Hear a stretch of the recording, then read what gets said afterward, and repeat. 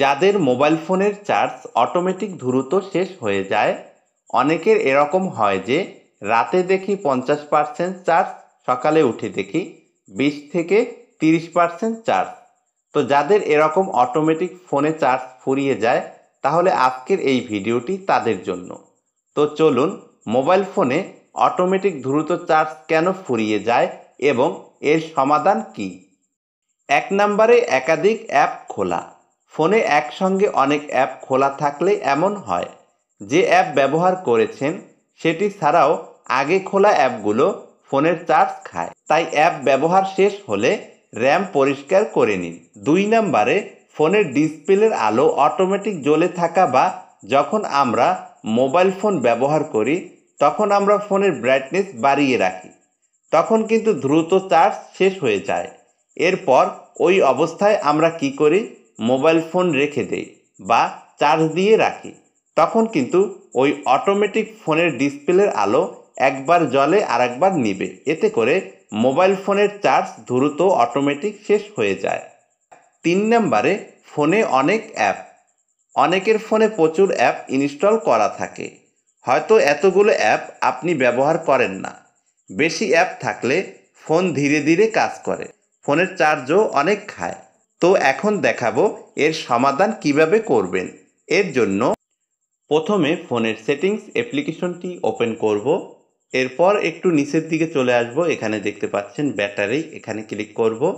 Battery অপশনটিতে click করার পর প্রথমে দেখতে পাবেন নর্মাল মোড, এর পাশে দেখতে পাচ্ছেন একটি টিকমার্ক অপশন, এর নিচে দেখতে পাচ্ছেন লো পাওয়ার মোড, এখানে ক্লিক করে টিকমার্ক করে দেব।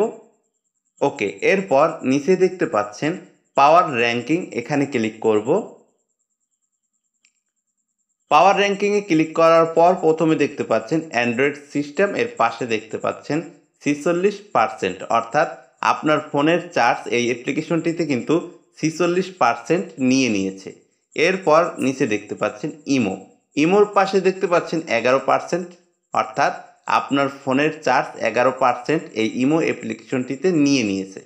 তো এভাবে প্রত্যেকটা অ্যাপ্লিকেশন চেক করে দেখবেন কোন কোন অ্যাপ্লিকেশনে আপনার ফোনের চার্জ অটোমেটিক কত পার্সেন্ট বা কতটুকু নিয়ে নিয়েছে।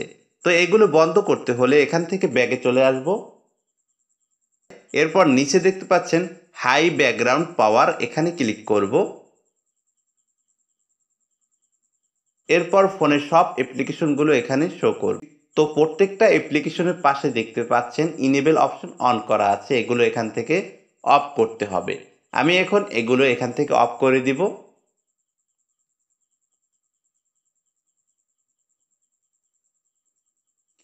ওকে, এখানের কাজ শেষ। এখন আমি এখান থেকে ব্যাগে চলে আসব। তো এরপর দেখতে হবে আপনার ফোনের অটো ব্রাইটনেস চালু আছে কিনা, সেটা দেখতে হলে আমার ফোনের ডিসপ্লে অ্যান্ড ব্রাইটনেসে চলে যাব। তো এরপর এখানে দেখতে পাচ্ছেন অটোমেটিক ব্রাইটনেস, এর পাশে দেখতে পাবেন একটি ইনেবল অপশন, এটা যদি অন করা থাকে তাহলে এখান থেকে অফ করে দিবেন, যদি অফ করা তাহলে তো ভালোই হলো। তো আমি এখান থেকে এই অপশনটি অফ করে দিব। ওকে, এরপর এখান থেকে ব্যাগে চলে আসব। এরপর আবারও ব্যাটারি অপশনটিতে ক্লিক করব।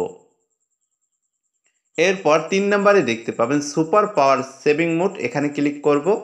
এখানে ক্লিক করার পর নিচে দেখতে পাবেন ওকে অপশন, এই ওকে অপশনটিতে ক্লিক করার পর আপনার ফোনটি কিন্তু লক হয়ে যাবে। তো এই লকটি হলে আপনার ফোনে আর কখনো অটোমেটিক চার্জ চলে যাবে না।